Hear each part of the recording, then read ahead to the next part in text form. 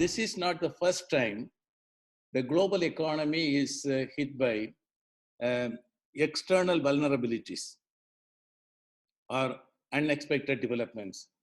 During the 20th and 21st century, 18 times the global economy plunged into a severe downturn because of unexpected events. And you have to always remember that nobody predicted any major event hitherto.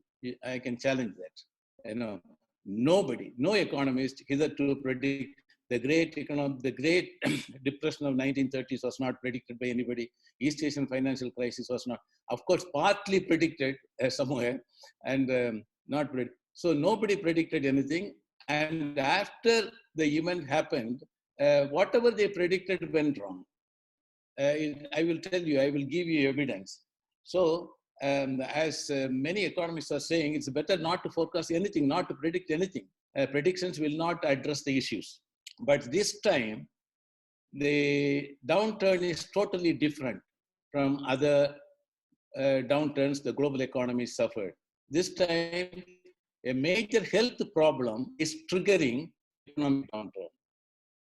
And many are calling it recession, some are calling it depression. I will just try to erase the ambiguities gravitating around the definitional problem of the recession or depression. In techno-economic terms, recession refers to a significant decline in economic activity for at least 2 consecutive quarters. That means 6 months.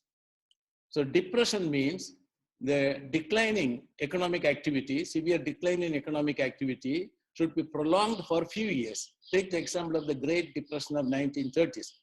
It surfaced in 1929, then slowly recovered in 1932, and full recovery commenced only in 1933. That's why it was called the Great Depression. So the Great Depression of 1930s.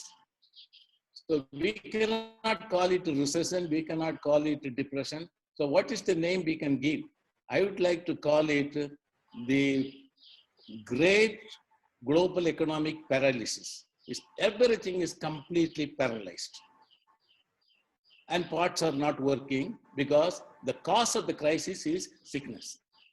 This is different. There is a dual crisis, health problem and economic problem. So how to every day even this morning I was watching India Today interview, someone was talking about 1.8% growth rate and this and that.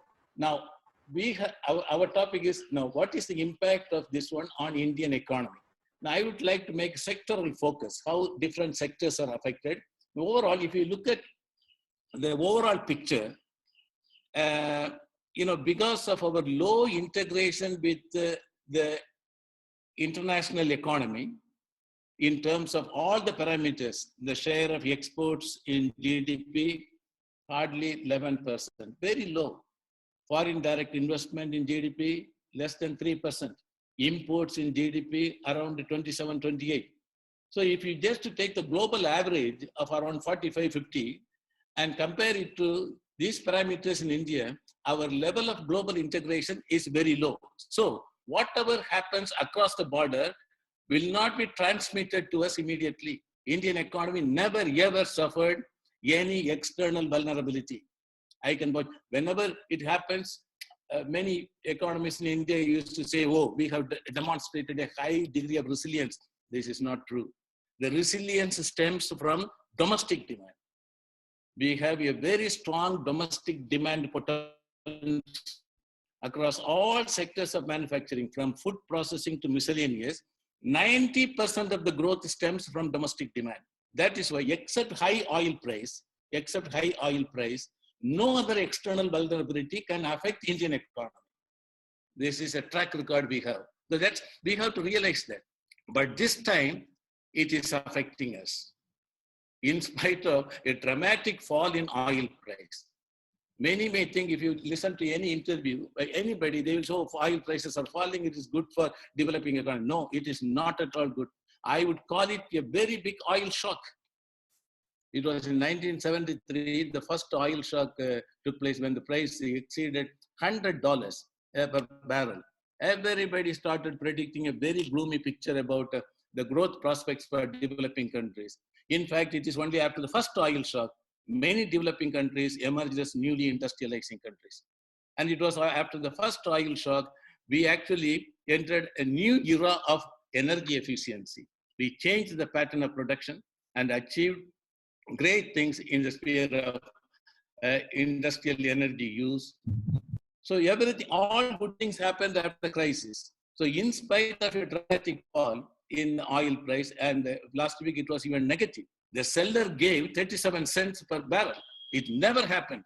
In oil is available free of cost. Now today it is around $17 per barrel. Now, in spite of that, I would say this falling oil price is more dangerous than high oil price, because the entire world economy is losing the Gulf demand for goods and services. Gulf countries, Gulf demand for food products alone is to the tune of $67 billion. United Arab Emirates alone buys around $27 billion of electronic goods. So that demand is completely lost. Then our people working there are thrown out of job. Many may get one-way ticket to come back, and dramatic fall in the inward remittance. So whenever the oil price falls, many think it's a good one. It is not at all a good one. Oil price should be stable, actually, at around 70 to 85, something like that. That level should be sustained. It is good for Gulf countries. It is good for the world economy. So, okay, having said that, let us now talk about a recovery process.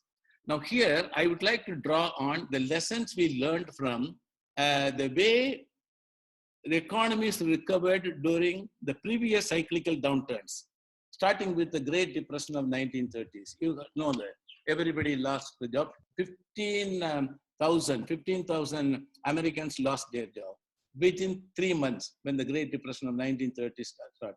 So what did they do? During the Great Depression, they just treated the American economy as a Keynesian laboratory.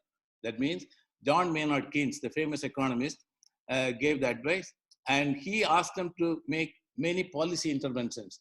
One key policy intervention was pump priming, pumping more money into the economy, just to pump more money into the economy. And the purpose was to increase the effective demand of the people. What is effective demand? I want to buy, but I am not able to buy. This means I am not contributing to effective demand. Effective demand means my want, my desire to buy a commodity is backed by adequate purchasing power, for which I should be armed with enough money. If I don't have the money, I will not. So he thought if the effective demand goes up, people will start buying goods and services. Demand for goods and services will go up. The factory will respond to increase the supply response. Then people will be employed. This is how it started. And many during this period, it took some time for this to happen. At least 1.5 years, 2 years. It took more than 2 years. But during this period, many started for their own livelihood, in order to subsist. They were looking for some sustainable sources of livelihood. I listened to a very interesting lecture yesterday. That guy said yesterday, one guy just started cultivating potato. But unfortunately, he could not sell the potato because there was no demand. People did not have money to buy potatoes. And then he somehow invented a device, even at that time, some type of deep freezer, natural deep freezer, using coal and this and that. And it worked very well. And today, that entrepreneur who had never been to universities is supplying nearly 67% of potato chips for making French fry in the US. And he gave me so many examples like this, how people started doing it. And look, they themselves emerged as dynamic entrepreneurs just by producing something for them to survive and also to sell and make money out of that. This is the story we got. So just to remember that during the Great Depression of 1930s, the major intervention was to pump more money into the economy, give the people more money, let them be armed with the money, and let them contribute to increase in effective demand. Then let us come to the 1973 oil shock. And I already mentioned it. And as I said, only after the first oil shock, many countries emerged as the first and second generations of newly industrializing countries. Then we realized the importance of enhancing energy efficiency. Sorry. And today, we know how much we have achieved. And we also invested a lot on alternative sources of energy, which worked very well. And we are now converting, I used to say WWWW. That means convert water, wind, waste into watts and watts into wealth. All these things are happening now thanks to a major crisis. And then the East Asian financial crisis. The East Asian financial crisis happened because of the high import intensity of export orientation. In those countries, they are all export oriented countries. 90% of the growth actually came from more than 94, 95% of the growth came from external demand as a potential source of growth. You can decompose the sources of growth into the internal demand, external demand, and import substitution. Okay, so while domestic demand accounts for more than 90% of growth in India, in export-oriented countries, particularly small countries, external demand accounted for more than 93, 94% of growth. But unfortunately, that export orientation, heavy export orientation was highly import intensive. Without importing inputs, they could not produce products for export. This is very simple. So how did they buy imports? Through money borrowed from short-term lenders. So the day the short-term lenders stopped lending, everything collapsed. This is what it happened. So it asked for some intervention on the part of the government. Government emerged as an entrepreneur, not in terms of owning industrial assets, but in terms of implementing policy interventions. So prosperity is essentially a matter of policy choice. This has been proved by the development experience of developed countries, newly industrializing countries, and emerging economies. So the government intervened. Government started supporting, started as a babysitter, started babysitting enterprises. It started. So government played a major role in creating an enabling policy environment, rendering institutional technical assistance, and giving business support services. Then those economies recovered. So second message, second lesson, what we learned from the second crisis is the third crisis is that it is important for the government to intervene to industrialize, to rejuvenate business activities. And then came this 2007 or 2000, the high-tech boom, which just collapsed. Then I don't want to concentrate on that. Let me shift to 2007 and 8. During this period, the real cause of the crisis was that the private sector misbehaved. Over-belief on market forces, over-belief on privatization, over-belief on liberalization, and over-belief on deregulation. I used to say the crisis was not due to inadequate norms governing the business practices of people. Absolutely no law. No. Complete absence of legal norms to govern. So the government realized, oh, we cannot we cannot have over-belief on these market forces. Market forces will not set things right, and then government will have to intervene, regulate. So regulate, the need for a well-defined regulatory framework was felt during this. These are all the lessons we learned. Now we talk about the recovery.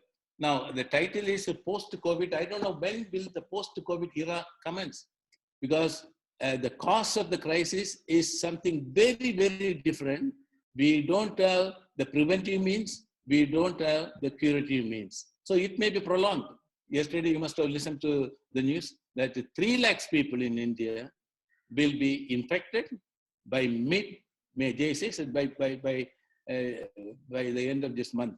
Very soon, 3 lakhs will be infected, 35,000 will die, 75,000 will be in the intensive care unit. Now, what is our top priority? We know that all our firms are in the cremation ground. We have to bring the firms from the cremation ground to the intensive care unit.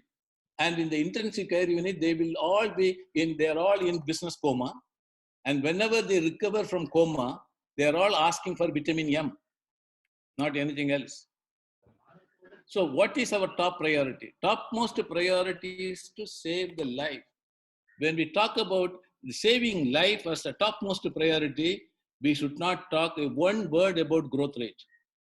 India will grow at 1.6%, 8%. Forget about it. You forget about growth rate. It may plunge into negative growth rate also. Just spend money on saving the lives of the people. That's a topmost priority. Now, fortunately, the governments are doing a very good job. I really appreciate the rapt attention and rapt response of both the state government and the central government. They are doing their best and interventions are made, but we are not able to contain this, compact to this crisis. So how long it will take, we should be really wait for the whole thing to end and then talk about the post-COVID recovery and development. I think that will take a long time. Okay, so we should talk about interventions we need to make even during the crisis. Even the spokesperson from the WHO recently said that a virus is going to stay with us, will stay with us. So you change your lifestyle in such a way, it is compatible with your survival despite the virus. This is the syndrome in which we are living. So this is the ground reality. This is very clear. So during this period, how to regive? Since you are all the students of management, I would like to reflect on the problems in each sector and very precise. I will try to do it with a high degree of brevity and crystal clear clarity. Let us take the aviation sector. I never thought one day all the aircrafts in the world across countries and continents would be grounded. My God, amazing. I cannot imagine. Even in a least developed country, Benin, Niger, or any country in Africa, if you go to the airport, once in 30 minutes, you will see an aircraft taking off. In developing countries, once in 5 minutes. Of course, in developed countries, long queue on the runway to take off. And simultaneously, they take off. This is the thing. So I am not able to comprehend, all the aircrafts are completely grounded. So what is going to happen? If the crisis is prolonged, what is the remedy? I would say all the aircrafts, all the airlines should be allowed to take off with the 30% capacity so that you maintain a distance between passengers. That's the minimum. That's the minimum we should do.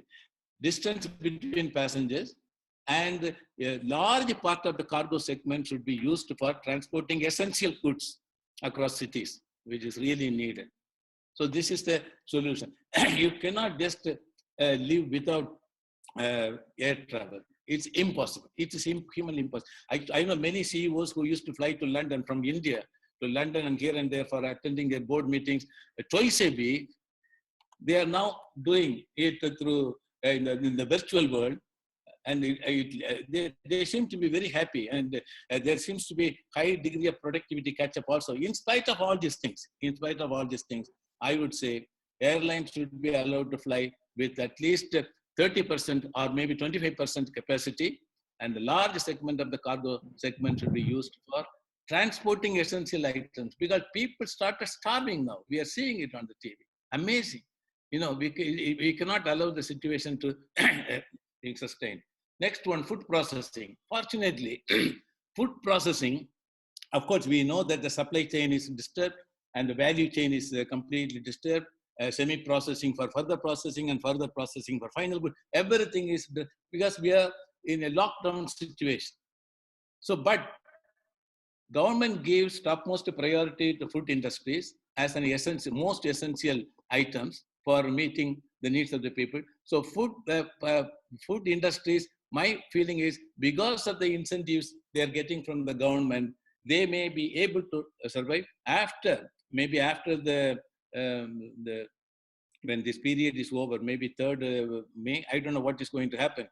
And there may be targeted, I would say, concessions to food processing industries, which actually are most urgently needed. Now, who should get the grant? Who should get the help? Now, just to give it to the products, the development of which makes an indelible impact on poverty reduction. I would put it like that. The next one is textiles and garments. Textile is already in a big soup, yarn producers are not able to. I know someone in Nagarkovil running a very big textile mill. I called him and asked him. I told him that I'm going to address the students of St. Xavier's College. Tell me, what should I tell them about the tech? He said, after third, even if he is allowed to reopen, he may not be able to reopen because there is no demand for it. Absolutely no demand for it. And they are not able to withstand the competitive pressures from Chinese cheap imports. Yarn, this is related to yarn. CMT operations, garments are called CMT operations, cut, make, trim operations. And this is interesting. Now, this is a golden opportunity for us. Normally in Tirupur and everywhere, how do they operate the CMT operation? You know, there will be a big shed. They accommodate some 1,000 or 2,000 workers, totally illiterate. Some of them must not have gone to the school to do even primary one. Then with the intensive training, they train them to perform one particular task. There's a well-defined division of labor to perform only one task. You know, someone who is cutting the jeans in S-shaped form, that girl will be doing only that job. I have seen it with my own eyes in African countries, Lesotho, because when the wage level went up in Mauritius, the Chinese who are operating the CMT operations in Lesotho for producing garments, for exporting it to coveted markets, because when the Chinese operate in a least developed country, they benefit from the least developed countries' preferential market access to coveted markets. This is how they penetrate developed countries' markets.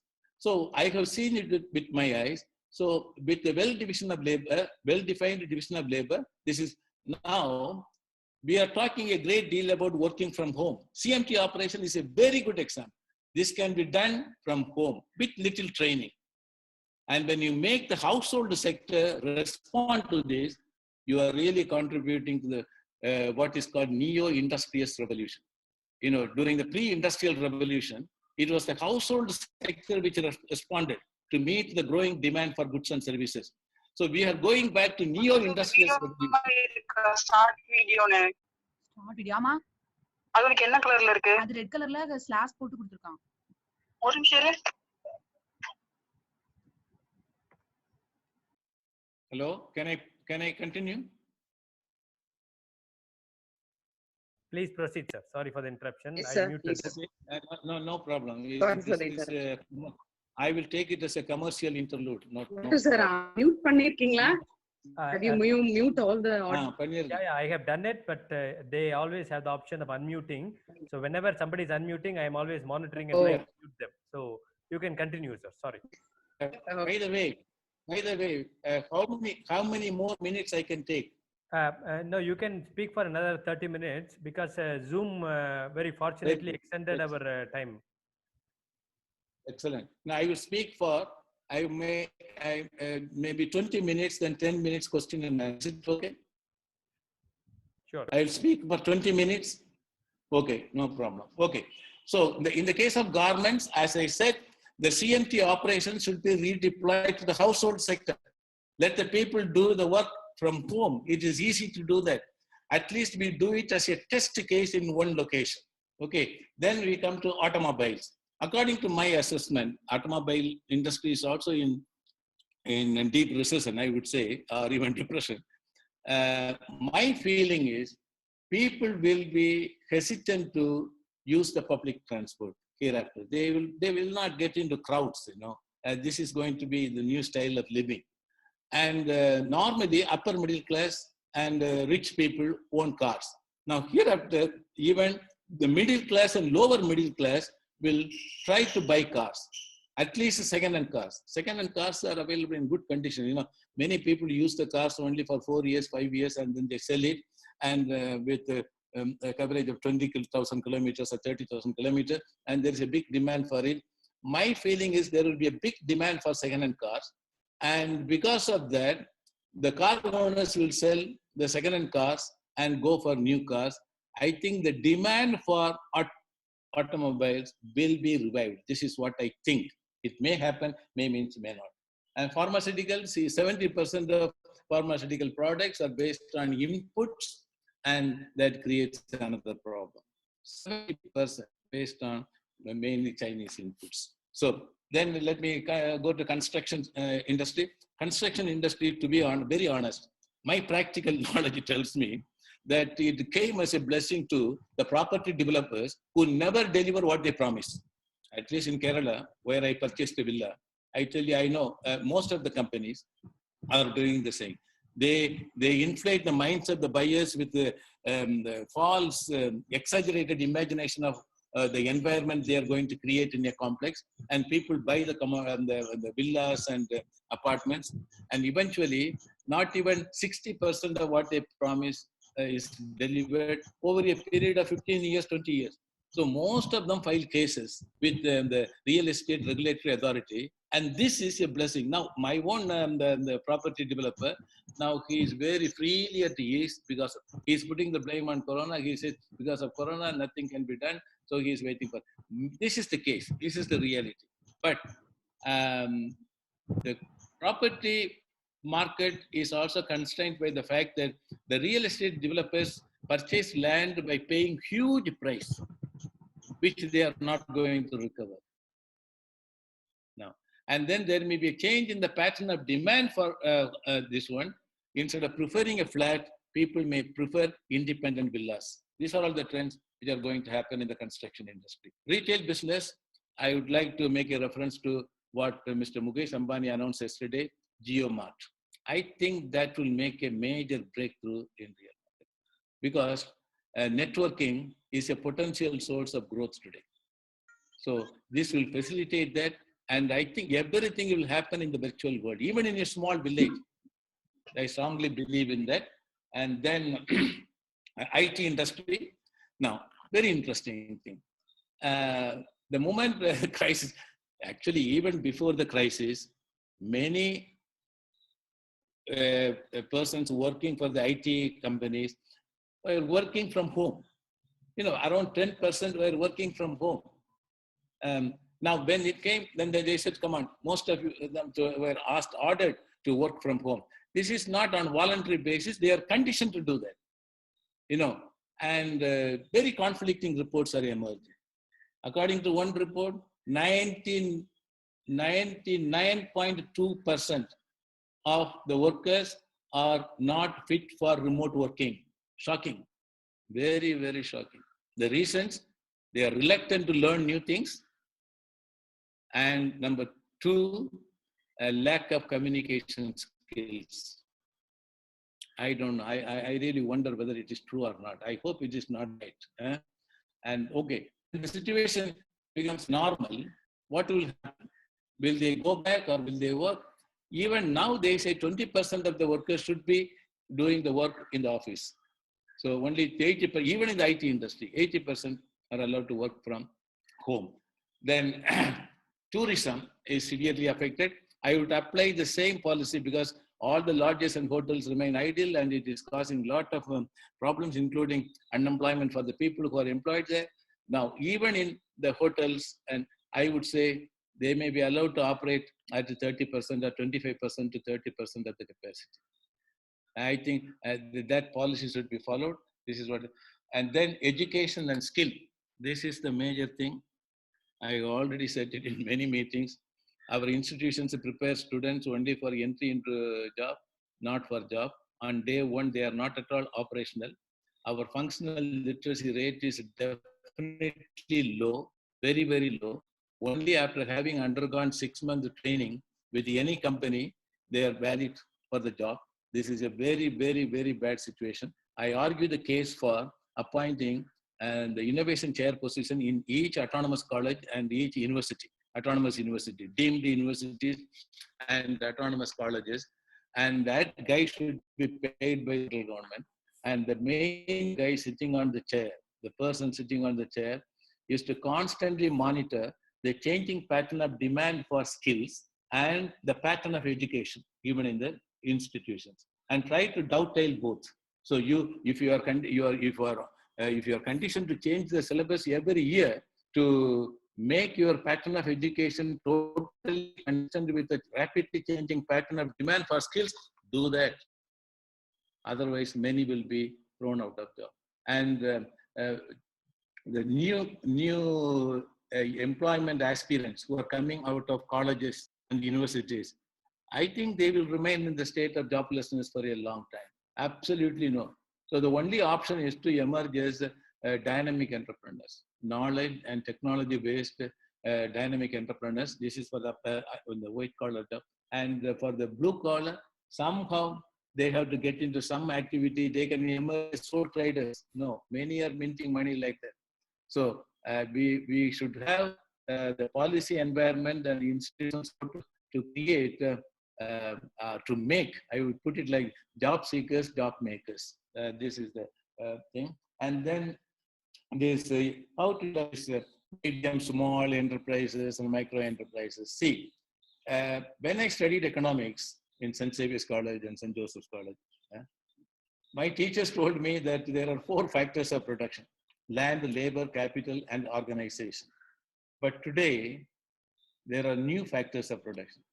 The new factors of production are information, knowledge, skills, then capabilities, networking.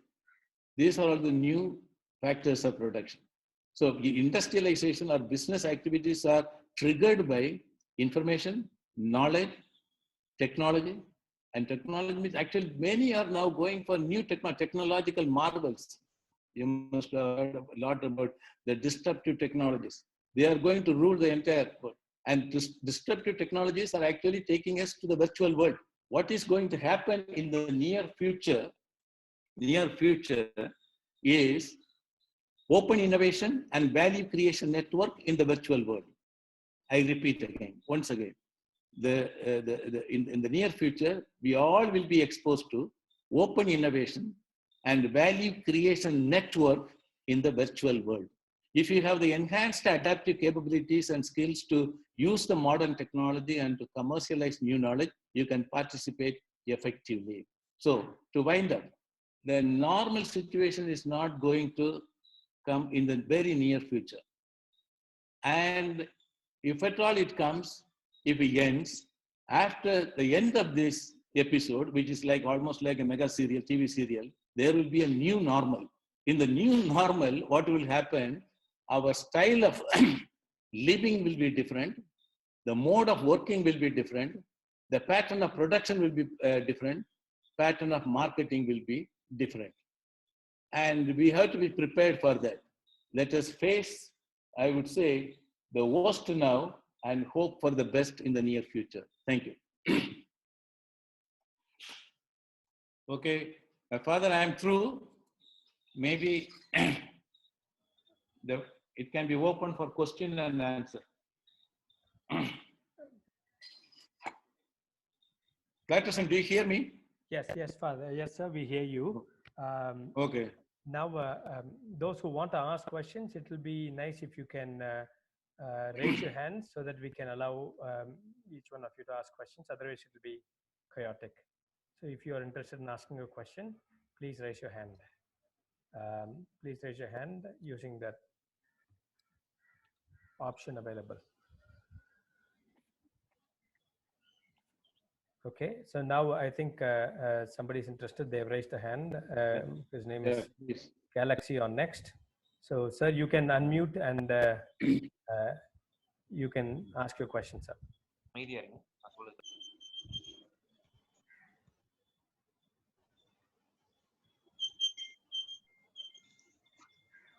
Yes. Please go ahead. Sir? Yeah, we can hear you. Please ask your questions. Yeah. Sir, can I have your view on the solar renewable energy after post-COVID, sir? It was mainly due to the high price of oil. People were looking for alternate sources of energy. They started converting waste, wind, water into what? And solar energy also. And so far we have invested a lot on R&D and innovation. Some 15 years ago, it was prohibitively expensive. And maintenance was also very high. Now it is incredibly cheap. And many are used to it. I think many, but when the oil price goes down below $10 a barrel and ridiculously low price. The only fear we have to fear is they should not look for, they should not prefer the fossil fuel to alternate sources of energy. My only fear is, I hope this will not affect the innovation, R&D going on, and in using alternate sources of energy, renewable sources of energy, including solar energy. I hope it will not affect. But solar energy is becoming very popular everywhere. They call it zero energy buildings. Zero energy building means they just make the roof out of solar energy, solar cells, and they don't depend on the energy which comes from the central distribution. So the world is going in that direction. I hope that will not end just because oil becomes very, very cheap. Thank you. Can I ask a question, sir? Yes, Father. Yeah. Father, if it is related to the talk, I will feel more comfortable. Okay. Yeah, this is related to, see, you have been talking about the various industries that will be affected in the process. We have 6 million unemployed people today, especially the migrant laborers. Correct. And there is going to be a serious issue coming out of this. And the government's contribution to their upkeep is something like 1,000 rupees a month. Now, that is, you know that this is not enough, and they need a much better subsidy. Now, the question is it possible that the government can create funds or release funds, not being worried about the GDP, and make food available to these people and give them enough money so that their purchasing power will improve? Chidambaram has suggested that all these people should be given a minimum of 7,500 rupees a month for their survival. Now, I would like to get your opinion because this is going to affect the economy to a great extent. Thank you. Yeah. Okay, Father. Let me go back to the 3 L's: life, livelihood, and lifestyle. Okay. All the issues related to these 3 L's should be addressed, starting with the life. Our topmost priority is to save lives. So then we are prepared to sacrifice everything else to save the lives of the people. Now, we are talking about creating sustainable sources of livelihood. Fortunately, without any prejudice and bias, it is easy to say, come on, give 7,000 rupees to each person. And when you are in opposition, it's very easy to say, very, very easy to say. Now, what I'm saying is, fortunately, the public distribution system is working very well. Let us accept that. There is no denying the fact that. I'm seeing it in my village. I'm seeing last month they got everything free using the ration card. Now, yesterday, all the households got the chit to collect what they are supposed to get for the next month. Public distribution is working very well. I really salute the Lord. Absolutely no doubt. Now, giving money, direct transfer of money, yes, this should be done. That's why people started introducing the universal basic income.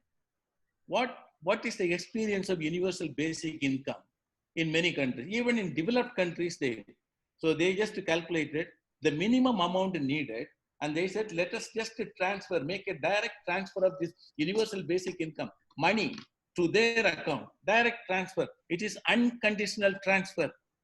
You can do whatever you want to do with the money. They will not impose anything, any conditionality on.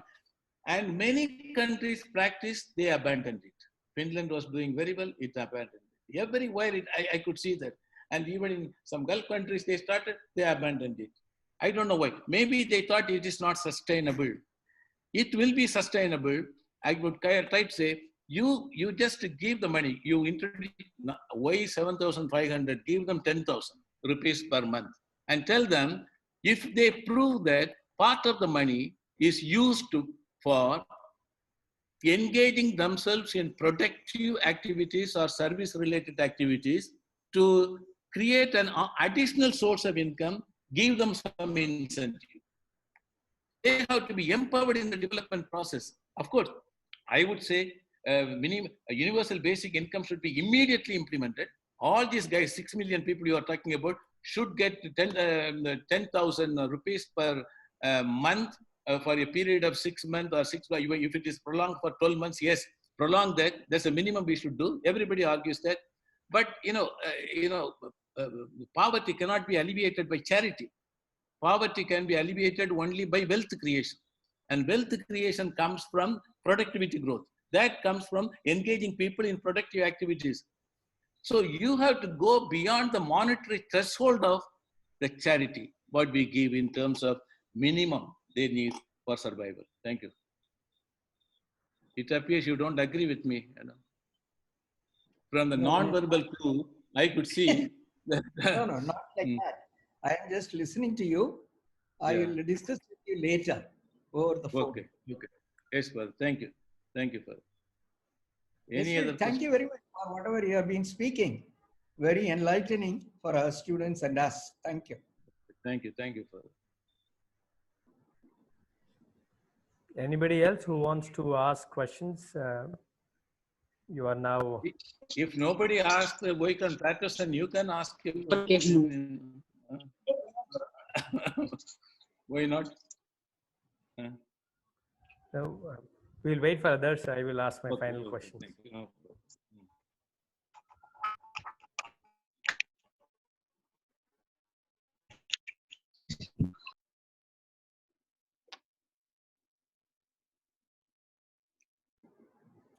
I think they agree with whatever I said. I made unquestionable statements, it seems. So I think Mr. Ram Kumar wants to ask a question. Please give the floor. We will allow him to ask his excellent. question. Sir, myself Ram Kumar from Sri Janakiram Hotels, Tirunelveli. Okay, sir. My doubt is, once the lockdown period is over and we are asked to open our shops, there won't be promising business. So we'll be forced to lay off some of our employees. What is your opinion on giving an alternative breadwinning for them? Very good question. Even now, many restaurants operating in a very silent way. They are not actually entertaining guests in the restaurant, but they are supplying food items to houses. And they are doing extremely well in business. I know one restaurant in Nagarkovil, located near Vettundi Madam. It's not open, it's closed. But everything is operational, something is with the permission of the government, but they get orders through internet, then the cell phone. They have established customers. Sometimes when you have, for example, in your location, you can, if you can establish contact with the 400 regular customers, in the morning, you just make an announcement of what are the items you are producing today, something very interesting. It may be of immediate interest to them. And within 30 minutes, they will tell you whether they want it or not. Then do that. Many are doing it. So the only alternative is to just create a group of regular customers and keep them informed of what are the items you produce, what is available today, and you get the order early morning and start supplying in a very efficient way, complying with all the norms, and then you will definitely survive. And this guy is doing much better, sir, to be honest. This is as if, the famous as if biryani one. He is doing much better. And absolutely no expenditure on utility services.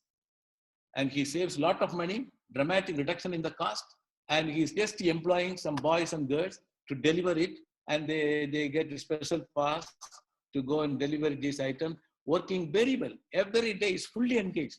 From morning at 10 o'clock to 8 o'clock, 9 o'clock, it's fully engaged. So I would kindly request you to entertain a thought to go in that direction, sir.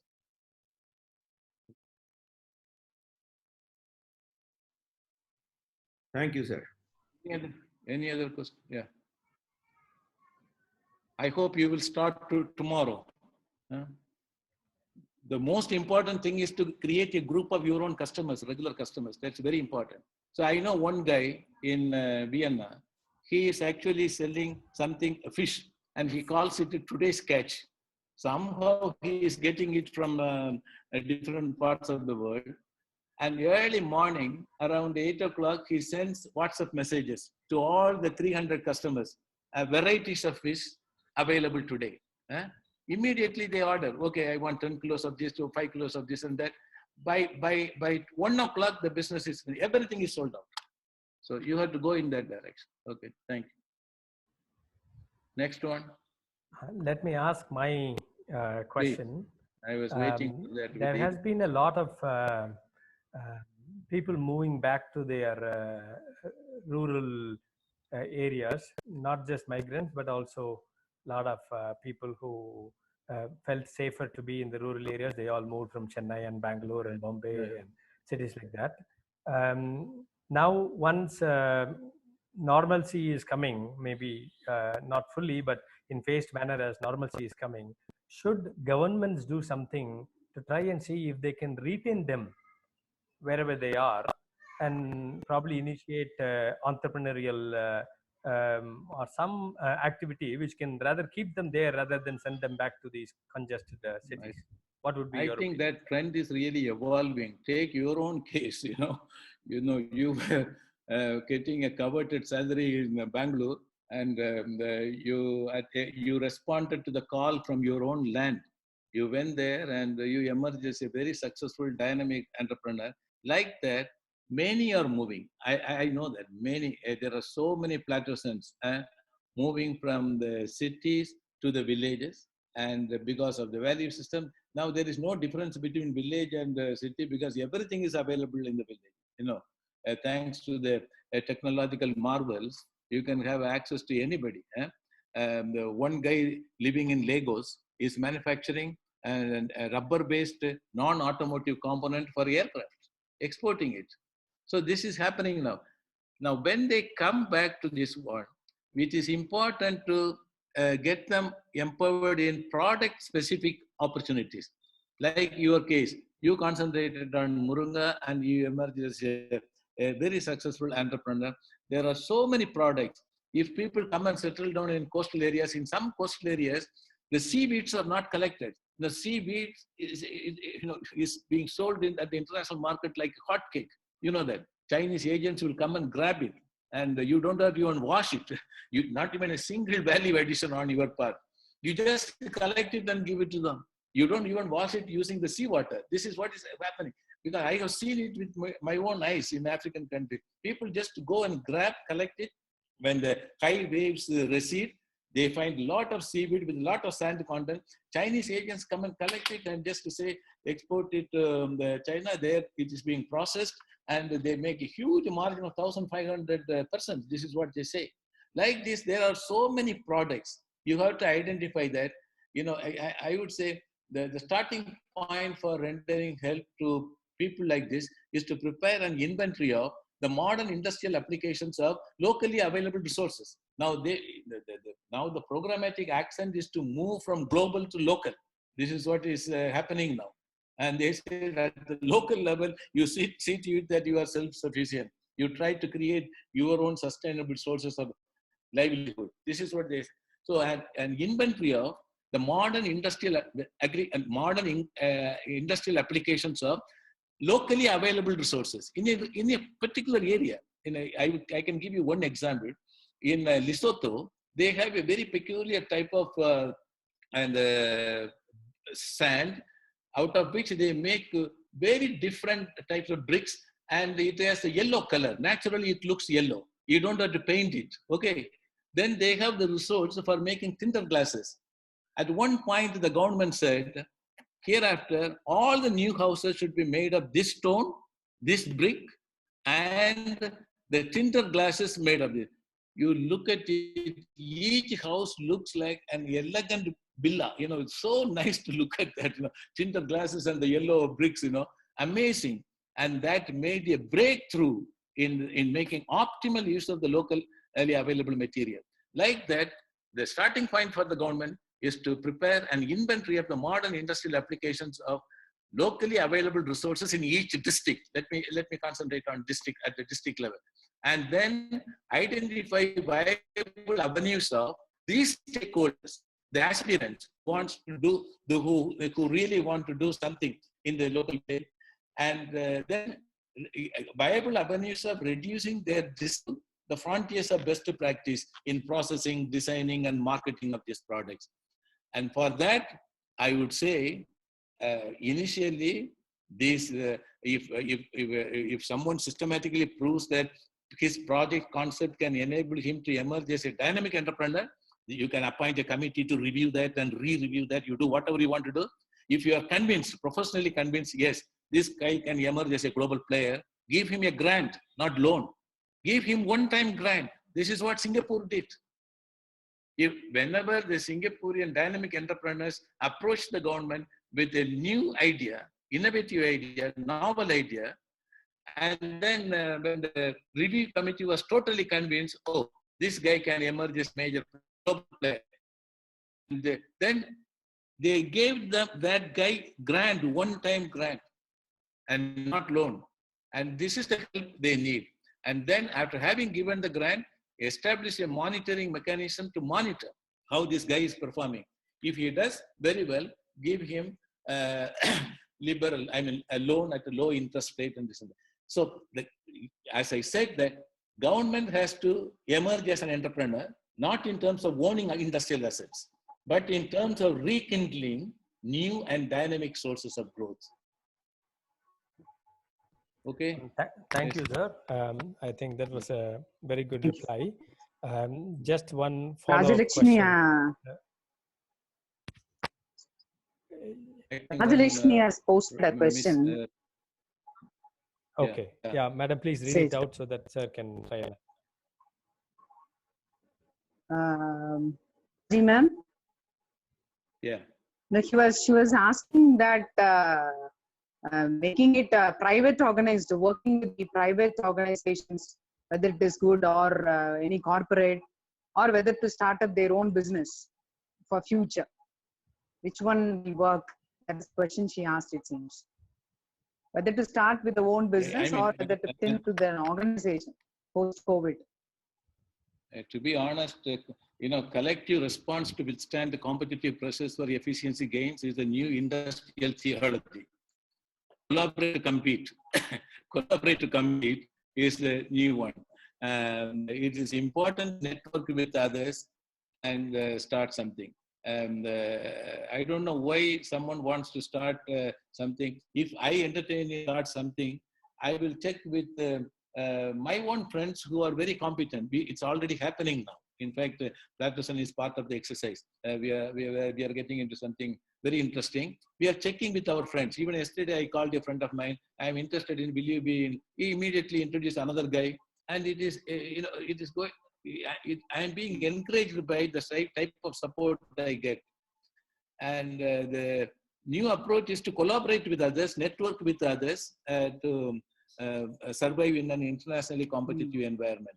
So if one is capable of doing it with his own money to emerge as a sole trader and emerge as an individual businessman, that is also equally good if he is capable, why not? But general tendency is to work with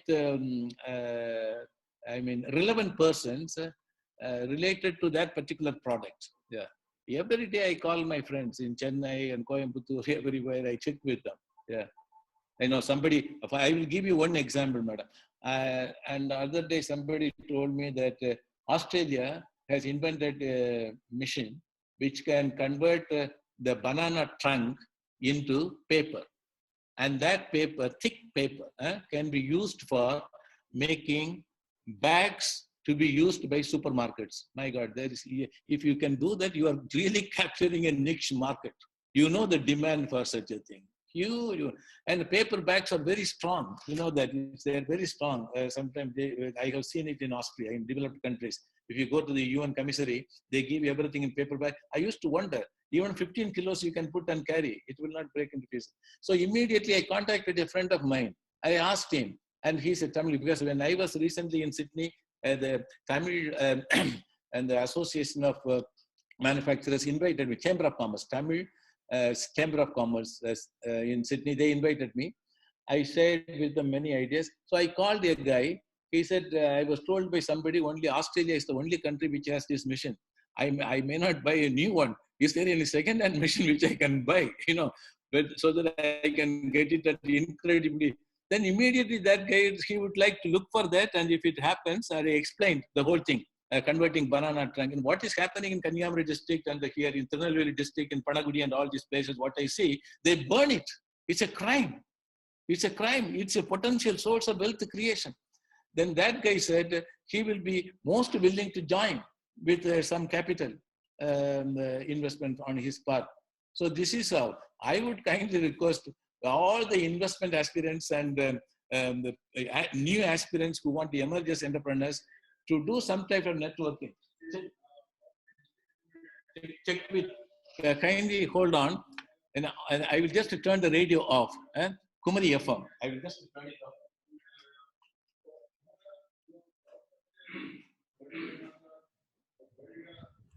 We have about less than 5 minutes. So if anybody has questions, please raise your hand or type in the chat. Yeah, it is programmed in such a way. It starts exactly at this time every day to tell me that this is lunch time for me to stop working and start eating some food for thought. So I just turned it off. So from this example, you see that now I already got a partner, potential partner, and with the help of him, I may be able to import that machinery, and that be a second-hand machinery. It is okay to be fixed in Panagudi or Valliyur or somewhere where I can get plenty of raw material. I have seen these things being burned out, so I will convert it into paper. I hope this will happen. And I told him very clearly, I am concentrating only on one product, making very strong paper bags to be used by the supermarkets. Okay, next, anything? So one small question from my side. Now, because of the lockdown, online meetings, online webinars, a lot of online courses, including Harvard and Cornell and all these large universities have made everything free. With this as the background or as a trigger, how do you see education evolving? And this question is mainly from the angle of how students have to look into the future for their own upskilling. Do you see online thing emerging from the students' angle? My feeling is we are really overdoing on this. There are jobs which cannot be done online. I know in the virtual world, I know someone in New York using only one laptop, networking with the nearly vendors, 65 vendors, asking them to produce different components everywhere, and it is all sent to somebody else, then where it is assembled, and then it is eventually marketed. The guy who is running the show does not see even a single component produced by the suppliers. And he does not see even the final product. Everything is sold using one laptop. This is happening. But there are some jobs for which you definitely need the presence of the human beings there. This is being debated now. Now, of course, now we are conditioned to stay at home and do the work from home. So when we return to the normal, it may be, it's quite possible that we are back to normal. Even to new normal, most of the persons may be still working in the office. I just wonder, you made a reference to the education system. In fact, Harvard University yesterday announced the contact of 63 courses free of cost. I immediately informed the boys and girls in my family to do at least one certificate course, which is good, which is not bad. Many things can be done.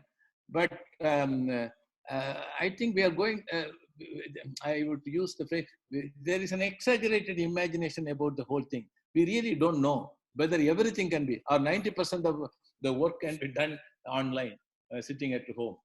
I was mainly referring to the education sector only. Will that become more online as we move forward? Yes, this is true. Many are getting it. Unfortunately, online courses are really recognized. And if you get a postgraduate degree online from a famous university like Harvard University, it is recognized by the Board of Higher Education. Once the American Board of Higher Education recognizes, it is recognized everywhere, and it goes into your CV, and it dramatically enhances the profile, your professional profile, and increases employment and the opportunities for climbing the ladder of career development. It's all good. I will not say it's bad. And but operationalizing this, I'm going deviating from the educational and the institutions of courses. Now, to what extent other work things can be done, I really don't know whether without the presence of the human beings, whether this can be done. Let us see to what extent the online is making deep inroads into various activities across sectors. Wait and see. If there are So you mean no more questions? Yeah. Okay. Nitila Madam, you can deliver the thank you note. Yeah. Okay. And close the meeting. It's okay. Thank you. Thank you. Nitila Madam.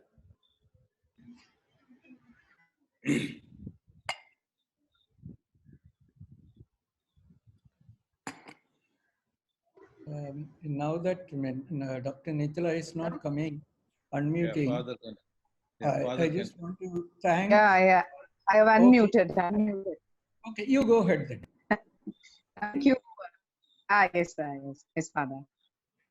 Thank you, Father, for accepting my proposal in organizing this program along with Dr. Jabamalai, and I should be very, very thankful, and I should appreciate Dr. Jabamalai to be on to be with us right for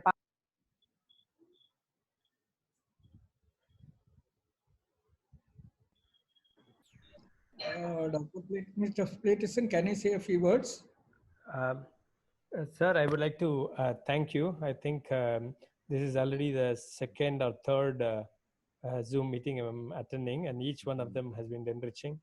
I'm sure our students have benefited much from your experience and and the knowledge that you shared with us. So thank you again, and we believe, and this is not the only meeting. We're going to call you more as we move forward. We appreciate the time that you have put to speak to us. Thank you, sir. Thank you, sir. Thank you, sir. And all our students are also sending messages. Thank you, messages. Okay. Kindly convey my sincere thanks to the director, Reverend, for the. Yes, sir. Thank you. Father Jyoti, thank you very much. Thank you, and thanks special thanks to Ram Kumar, sir. Ram Kumar. Yes, I'll get back to you. Okay, excellent. Janaki Ram. Okay, Father, we will many things on bilateral basis. No problem. Yeah. I'm sure there will be many questions from you. We will do.